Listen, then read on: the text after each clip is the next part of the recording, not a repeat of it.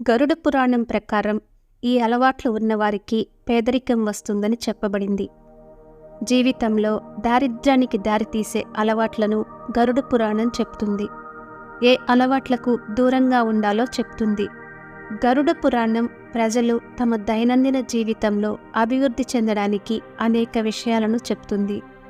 జీవితంలో పేదరికానికి దారితీసే 5 అలవాట్లను గరుడ పురాణంలో విష్ణువు వివరించాడు. మీ ఆర్థిక స్థితిని మెరుగుపరుచుకోవడానికి ఏ అలవాట్లను వదిలేయాలో తెలుసుకోండి. ఉదయం ఆలస్యంగా నిద్రలేవడం. గరుడ పురాణం ప్రకారం ఒక వ్యక్తి రాత్రి ఆలస్యంగా నిద్రపోయి ఉదయం ఆలస్యంగా నిద్రలేస్తే అది తప్పుగా పరిగణిస్తారు. అలాంటి వ్యక్తులు చాలా సోమరి స్వభావం కలిగి ఉంటారు. దీనివల్ల జీవితంలో విజయం సాధించలేరు.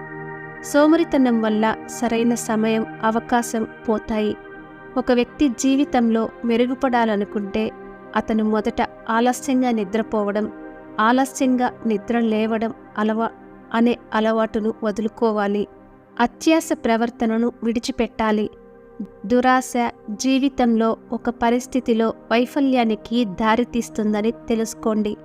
గరుడ పురాణం ప్రకారం ఎల్లప్పుడూ ఇతరుల సంపదపై ఒక కన్నేసి ఉంచే వ్యక్తి సంపద ఎప్పుడూ స్థిరంగా ఉండదు.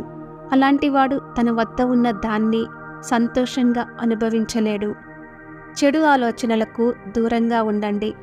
గరుడ పురాణం ప్రకారం ఇతరుల పనిని కించపరిచి ఇతరుల జీవితాలను పాడు చేసే మనస్తత్వం కలిగి ఉంటే ధనలక్ష్మి ఆశీస్సులు ఉండవు. శుభ్రమైన స్వచ్ఛమైన శరీరం, మనసు.